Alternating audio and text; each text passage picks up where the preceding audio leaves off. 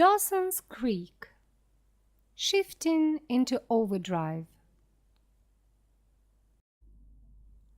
The people in this story: Dawson Leary, age 15, hair blonde, eyes light brown, a student at Capeside High School. Family: father, Mr. Mitch Leary, an architect. Mother, Mrs. Gail Leary, a news presenter at a TV station. Joey Potter, age 15, hair long dark brown, eyes brown, a student at Capeside High School. Family: father, Mr. Mike Potter, in jail. Mother, Mrs. Lily Potter, dad. Sister, Bessie. Bessie and her boyfriend Bodie work in the Ice House Cafe. Nephew, Alexander, Bessie and Bodie's son. Pacey Witter, age 16, hair dark brown, eyes brown, a student at Capeside High School. Family: father, Mr. John Witter, Capeside's chief police officer. Mother, Mrs. Mary Witter. Brother, Doug Witter, Capeside's deputy police officer. Sisters, 3. Jen Lindley, age 15, hair blonde, eyes blue, a student at Capeside High School. Family: father, Mr. Theodore Lindley, lives in New York. Mother, Mrs. Helen Lindley, lives in New York. Grandmother, Gramps, Mrs. Evelyn Ryan. Grandfather, Gramps, Mr. Joseph Ryan, dad. Courtney Giuliani, Abby Morgan, Billy, Danny. Dixie, Amy, Tucker, and Miranda. Mrs. Phyllis Hanover.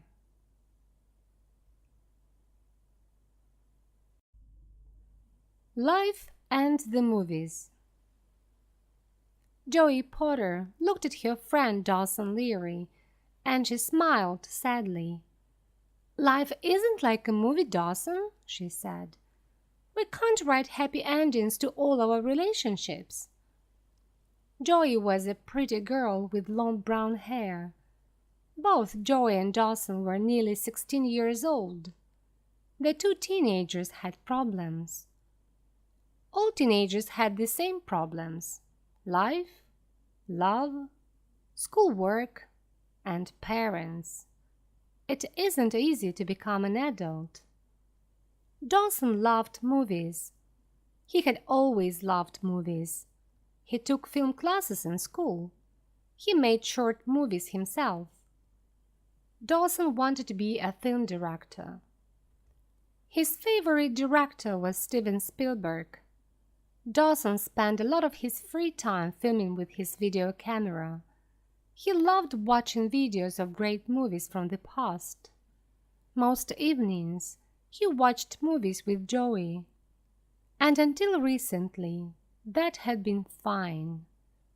But now, their friendship had become difficult.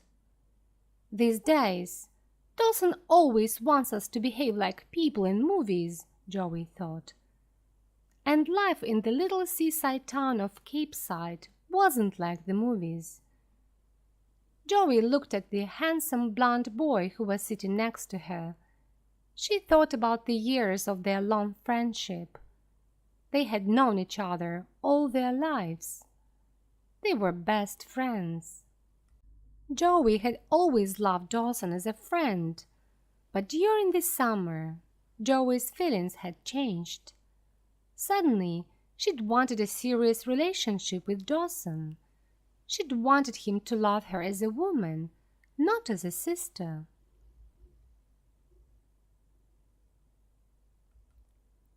Dawson hadn't wanted that. He hadn't wanted to be her boyfriend. He'd wanted them to go on being best friends in the old way. Dawson hadn't wanted a serious relationship with Joey, and Joey had become very unhappy. Then a new girl had arrived in the little town. Her name was Jan Lindley. She was a beautiful blonde from New York City. She had come to live with her grandparents in Cape Side, and Dawson Leary had fallen in love with her.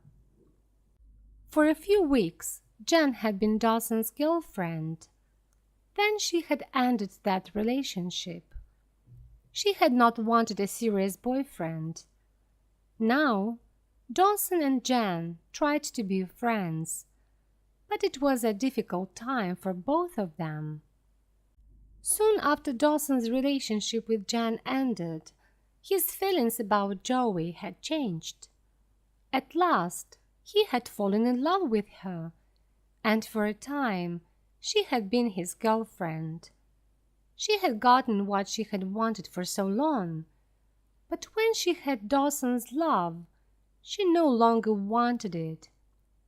Dawson was the only boy she had ever known well, and now she wanted to meet new people. She no longer wanted to be close to only one person. But now Dawson was in love with her, and he didn't want her to know other boys. Dawson and his friend Pacey Witter were still Joey's best friends, and she had started to like Jan too. The four teenagers spent a lot of time together, but life wasn't easy for any of them. That evening, Joey had spent 2 hours with Dawson. Dawson had asked her to be his girlfriend again. He asked her this almost every day. They had quarreled about it. Then they had watched a movie together. Now it was time for Joey to go home. "Dawson, please try to leave me in peace," Joey said as she walked to the door. "I want us to be friends, but I don't want to be your girlfriend. I want to meet other guys. Maybe one of them will be my boyfriend. You have to understand that. This is my exit from this scene. Good night." When she had gone, Dawson thought about Jan and Joey. He had loved both of them, but both girls had ended their relationships with him. What was wrong with him? Why couldn't life be like the movies? The next day was Monday. In the evening, Dawson, Joey, Jan, and Pacey met in the Ice House Cafe. The Porter family owned the cafe. Joey's older sister, Bessie, and Bessie's boyfriend, Buddy, worked there too. Joey worked at the cafe in the evenings after school and on weekends. This evening, Joey brought coffee for her 3 friends, and she sat down with them for a few minutes. Jen showed her friends a card with beautiful silver writing on it. It was an invitation to a party. "The party is for my cousin Courtney's 16th birthday," Jen said. "It's Courtney Giuliani's sweet 16th party. Everyone has to wear formal clothes, evening suits and lawn dresses. No casual clothes are allowed. I'd like to go to this party. It's going to take place in New York City, at the Plaza Hotel on Saturday." "Do you like your cousin?" Joey asked her. "I've never heard you talk about her." "No, I don't like her," Jen said. "I dislike her mother, too. Courtney is so good. She never does anything wrong. She behaves perfectly. I call her Courtney the Perfect. Everyone wants me to be as good as she is. Her mother, my Aunt Grace, always tells me how terrible I am. She says, 'Jennifer, you are rude and you are wild. Why can't you behave like my Courtney?' Oh, it makes me so angry." Then why do you want to go to Courtney's party? Dawson asked. Well, it might be fun, Jen replied. Strange things happen at parties, and I'd like to be in New York again. I miss the city. Cape Side is a fine place, but it's so quiet. I miss New York. I miss the busy streets and the big stores. I'll phone my parents tonight. They'll know about the party. I'll say, I'm coming home for the weekend. It'll be great. Jen and Joey were in several classes together at school.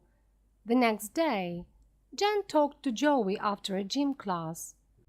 I talked to my parents, she told Joey. They're going to be away from home this weekend. They're going on a business trip. But my dad said, you should go to your cousin's party, Jen. You could bring one of your friends from Cape Side. She could stay in the apartment with you for the weekend. Then you wouldn't be lonely. Will you come with me, Joey? At first, Joey didn't know what to say. She had never been to New York City. She wanted to see it. But Joey was very poor. Her mother was dead, and her father was in jail. She and Bessie worked very hard at the ice house, but they didn't have much money. Jen didn't understand about this problem. Her parents were very rich. She never had to worry about money. Joey thought about all this. Jen, I can't come with you, she said at last. Thank you for asking me. You're very kind. But I don't have any money and I don't have any party clothes. Don't worry about those things, Jen said. I'll loan you some clothes. I have too many. I'll pay for our train tickets to New York. I'll be happy to do that. I don't want to be alone in the apartment. We'll have fun in New York. Cape Side is like a very slow car. We need to go faster, Joey. We need to have fun and excitement. We need to move up through the gears. We need to shift into overdrive. She stopped for a moment. Well, we certainly both need to get away from Cape Side for a few days, she said. She didn't say anything more, but she didn't have to say anything more. Yes, we both need to get away from Dawson for a few days, Joey replied. Things aren't easy between you and him, I know that, Jan. And I want to be friends with Dawson again, but he won't let me be just his friend. I have to be his girlfriend or not his friend at all. You can never be just friends again once you've been someone's girlfriend, Jen said. You can't do it in real life. It isn't possible. Life isn't like the movies. Joey laughed. Okay, I'll come to New York with you if Bessie will let me, she said. Thank you, Jen. Chapter 2. The Video Store.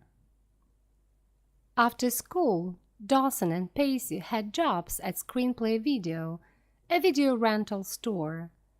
On Wednesday evening, they were both working there, putting videotapes on shelves. Dawson loved to work in the store among all the movies, and every evening he could borrow videos from the store to play at home. It was 5 o'clock, and there were no customers in the store. As they worked, the two friends were talking about their unhappy lives. Pacey's problem was his family. They didn't understand him. Pacey's father was the chief of police in Cape Side. Pacey's older brother, Doug, was a police officer too. They were tough and difficult people. They didn't like Pacey. They didn't understand him. Pacey didn't work hard at school. He only worked hard at things that interested him. Nothing at school interested him. His father always told him, "You are a failure, Pacey. You don't work hard. You always say the wrong things, and you always do the wrong things. You are a lazy fool. I don't understand you. You are not a good son to me." Pacey wanted to leave school and get a good job. He wanted to leave his family and live on his own. Dawson's problem was Joey. "Pacey, I don't want to lose her," he told his friend. "She loves me. I'm sure of that. She isn't honest with herself. She says, 'I want to meet other boys.' How will I know if you are the right boy for me if I don't meet other boys? Pacey, I'm worried about this party that she and Jen are going to in New York. Maybe she'll meet someone there. Maybe she'll meet a tall, rich, handsome boy. Maybe she'll fall in love with him. I feel sick if I think about that, Pacey. I don't know what to do." At that moment, someone came into the store. It was a girl from Capeside High School. Pacey and Dawson knew the teenager. They both disliked her, and she disliked them.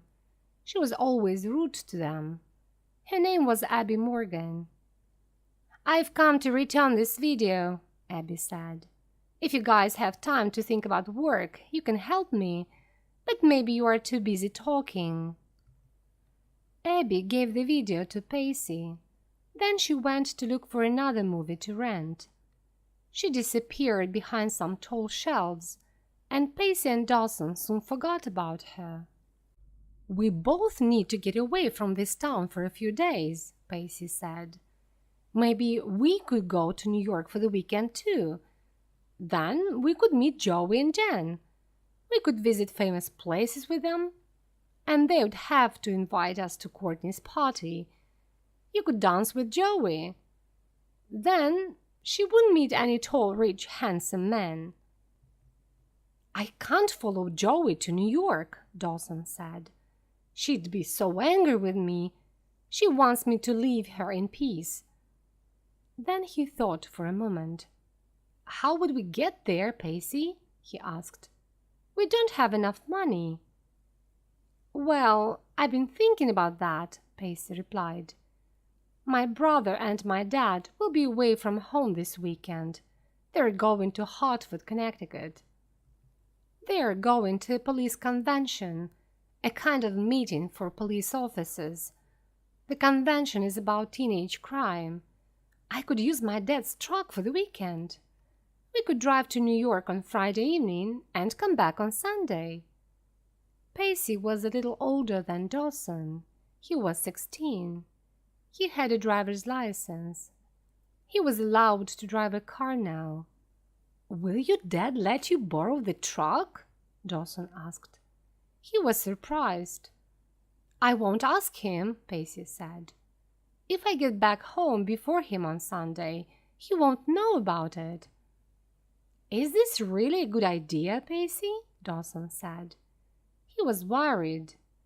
"It's a great idea," Pacey answered. The boys had forgotten about Abby Morgan. She was still standing behind the tall shelves.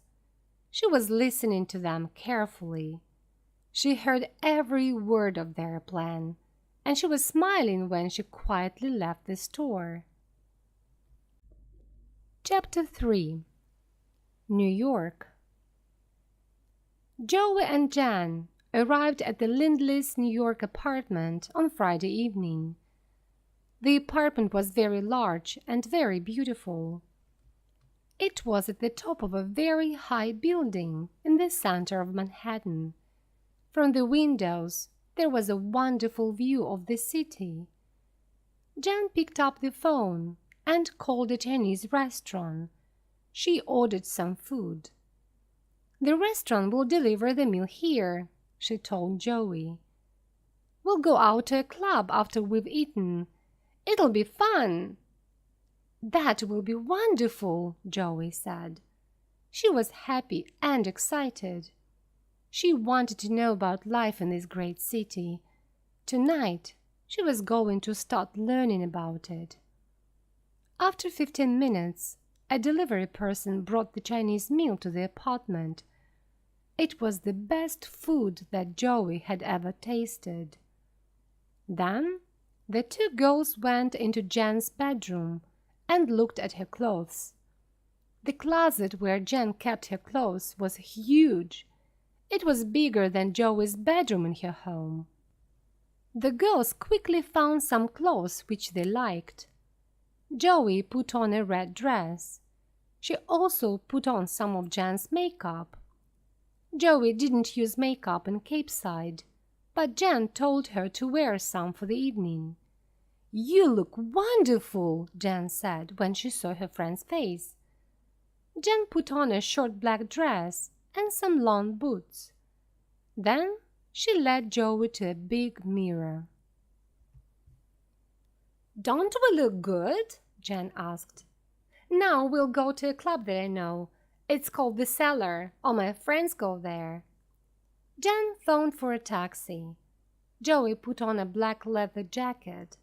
Then the two girls walked to one of the elevators and went down to the street. "Oh, Billy will be at the club," Jen told Joey as the girls left the apartment. "You must remember Billy." She tried to laugh.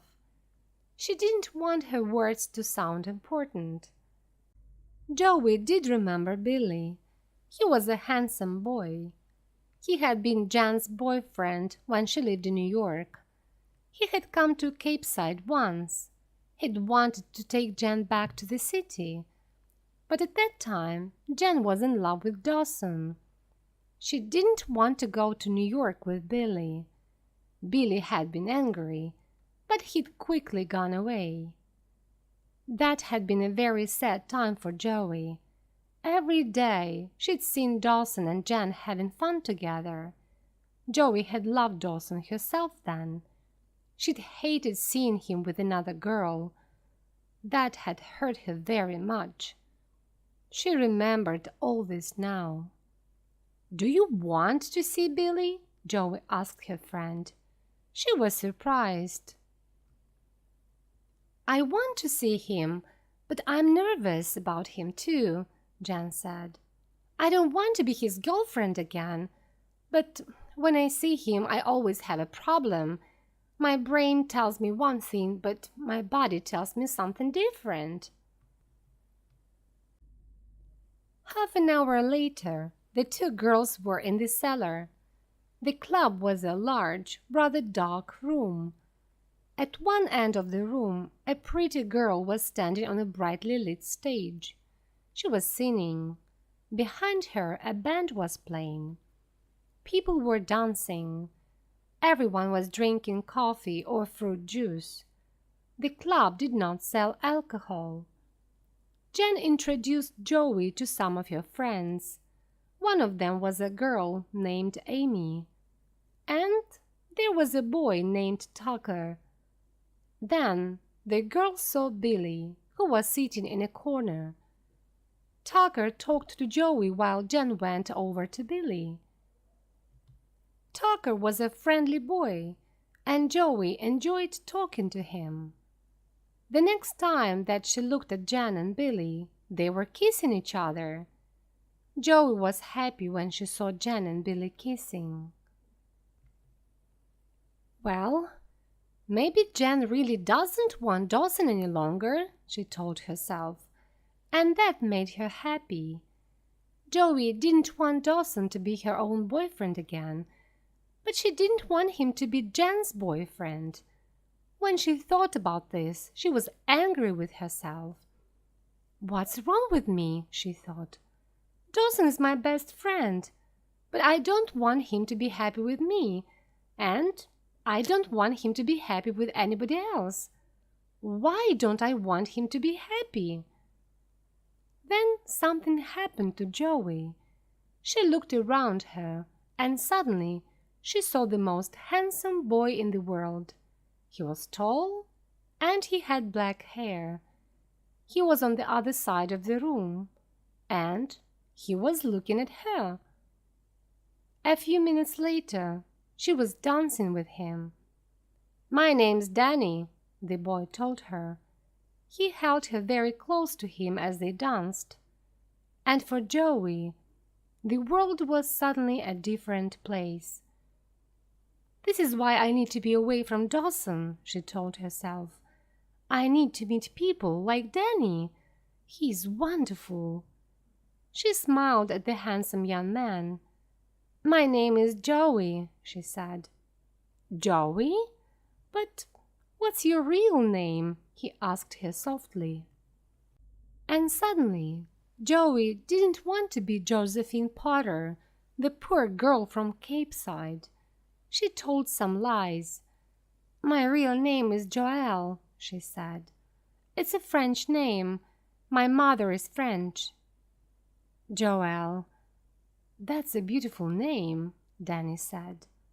"Your clothes are expensive. Your family must be very rich." Joey didn't answer him. "My family is very rich too," Danny said. "Oh, Joelle," he went on, "I want to tell you something. When you came into the club with Jen, I thought, that girl is so lovely. She's the most beautiful girl that I've ever seen. I had to talk to you. I had to dance with you. Do you understand?" At that moment, a girl came into the club holding a huge basket of beautiful roses. The girl was selling the flowers for $2 each. Danny bought all the roses and gave them to Joey. "These are beautiful flowers for a beautiful young lady," he said. Soon he was kissing her.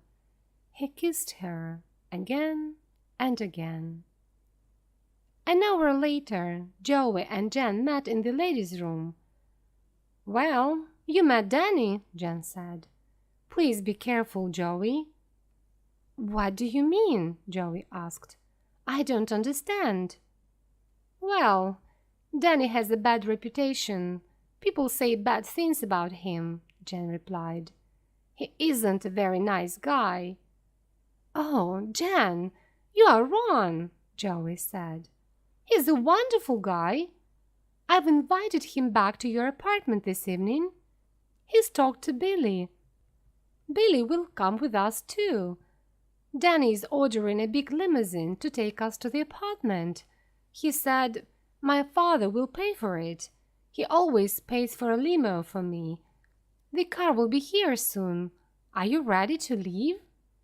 "No, Joey, don't be a fool," Jen said. "Danny will think Joey wants to have sex with me. He always thinks that. And Billy will think Jen's going to have sex with me. I know these people, Joey." "Well, maybe they think this," Joey said. "But it doesn't have to happen. Let's take the guys to the apartment. It'll be fun." But Jen was right. Joey knew that as she spoke. "No, Joey." Jen was almost angry now. "Listen to me," she said. "Danny keeps a list of names. It's a list of all the girls who have had sex with him. It's a very long list. He wants to add your name to it." Joey was shocked and unhappy. "Find Danny quickly," Jen told her. "Tell him, 'I'm sorry, I made a mistake. We can't go back to Jen's apartment. Then we must both get away from here.'" Joey went back into the club and she found Danny. She spoke to him.